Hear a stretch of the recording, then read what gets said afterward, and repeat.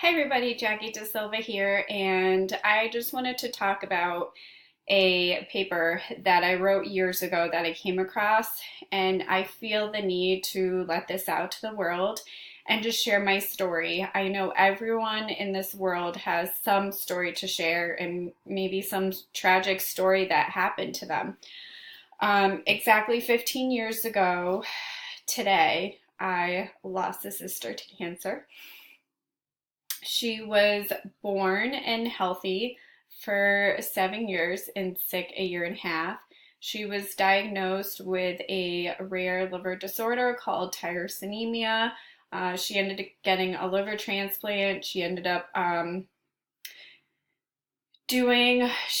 getting to Make a Wish through the Make a Wish Foundation, and she got to make her first communion.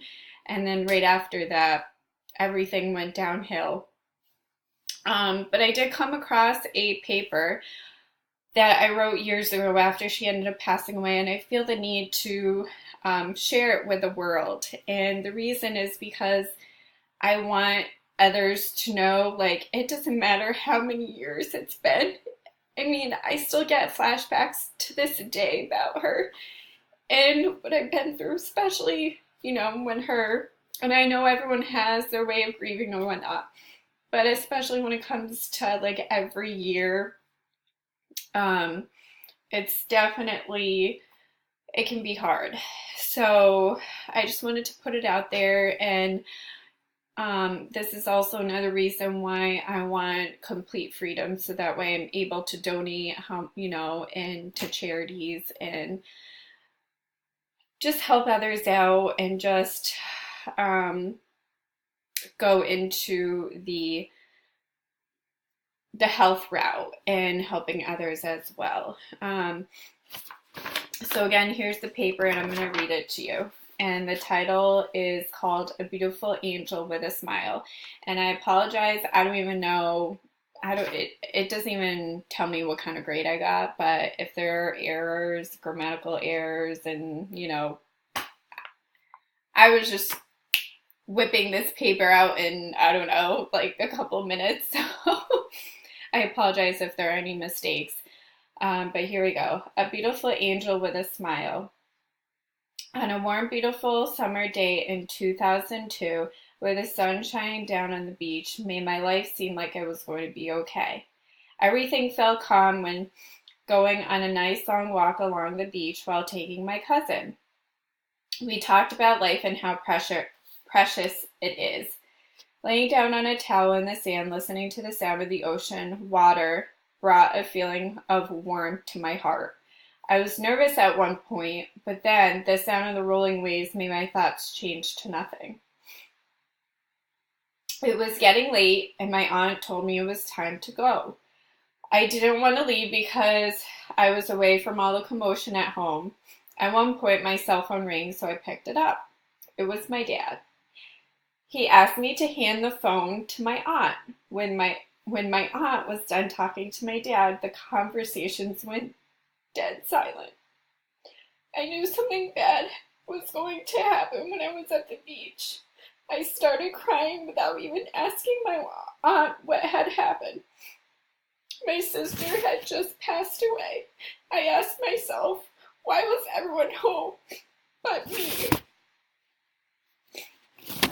No matter what day it was, rain or shine, my sister always had a positive attitude. She was a bright, beautiful young girl who brought lots of joy and happiness to everyone's lives who had the pleasure of knowing her. She loved anything sweet and would rather have anything with sugar in it than anything else. She loved, my sister and I shared many memories I will never forget. We used to help each other make my all-time favorite banana nut bread in the winter time, go for walks with the dog, or just goof around bugging mom and dad. Whatever we ended up doing, there would just be plenty of laughter and smiles at the end. Waking up at the same time as my sister in the winter time on weekends, were the best because that was usually when my parents were still in bed. I would ask her if she was awake, and if she said yes, I would quickly jump into her bed to snuggle with her. Katie and I had such a close relationship that I will always cherish. Looking back on the day of May 18, 2001, I remember my little sister Katie, only 7 at the time, getting admitted to the hospital. I was only 13, and to this day I can still remember the feelings of confusion and sadness at the moment. I asked my mom all these questions. Why is she going to the hospital? She's too young to be sick, right? What is going to happen next? How long will she be at the hospital? A week later, my mom and a couple of doctors pulled me aside away from my sister. I started shaking. I wondered if I'd be able to understand all the medical terms. Come to find out, after the meeting, the doctors diagnosed my sister with tyrosinemia.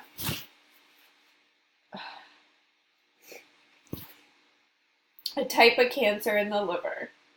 What next? Within the next couple of days, my sister and mom were going to have to fly in a small private plane to Philadelphia.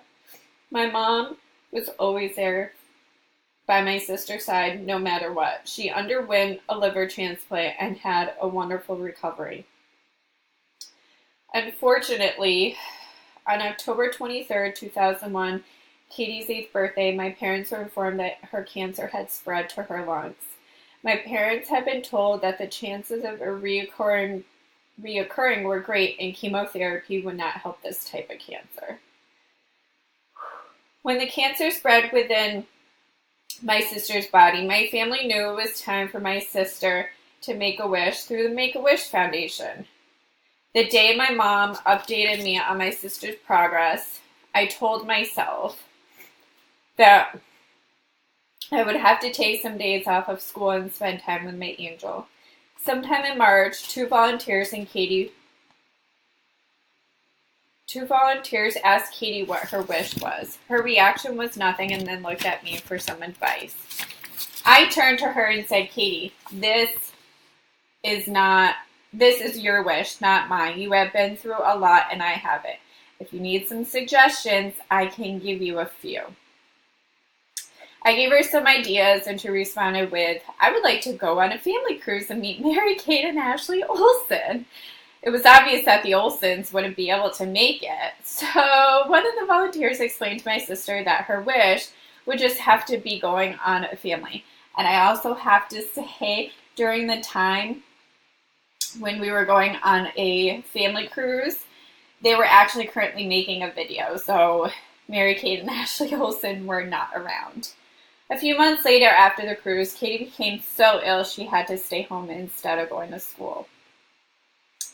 Both of my parents knew what was going to happen, so they told me that if I wanted to skip school, I could spend some time with her. On my days off, I helped my mom take care of her, making sure she received her medicine, food, and love from us.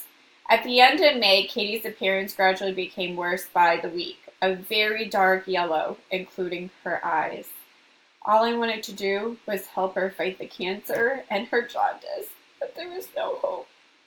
The day she made her first communion was a gift from God, because that was when she started getting weak, and also when her color began to turn into yellowish green. Excuse me. The only problem I had that day was when strangers at church would stare at her and get teary-eyed, which made me feel sad, and that made my eyes start to water too. Katie spent most of her days and nights lying down on the couch in the living room. After everyone went to bed, my mom would read her a bunch of books, especially The Chicken Soup for the Kid's Soul, which she loved. The one time my mom was without Katie, she said, Jackie, I have been reading a few books to your sister about other kids getting sick and dying, and the other night when I didn't read her anything, she said, Mom, I know what will happen if I don't get better. I thought this was quite interesting. My heart was pounding heavily my way home from the beach, not knowing what to expect. Clearly, I didn't know how to write a paper back then because it's going from one random subject to the next. This will be, excuse me, my nose is dripping like crazy. So this will be the last time seeing her until the day we meet again. All I pictured was my sister laying down on the couch in the living room. As soon as my uncle's car pulled in the driveway, I saw more cars than ever before. Literally, like, my parents live on a really long street that has a little circle on the end. But let me tell you, the whole street was filled with cars like I'd never seen before. It was like more than like a party or a graduation or whatever. I'd never seen so many cars before. So, sorry, I'm getting pulled away here. So I saw more cars than ever before. What is everyone doing here, I thought. All my aunts, uncles, cousins, relatives, friends, neighbors, and everyone that knew my sister were just outside waiting in a line. Even the priest and everyone from church came. I was weeping heavily the moment I stepped inside the house.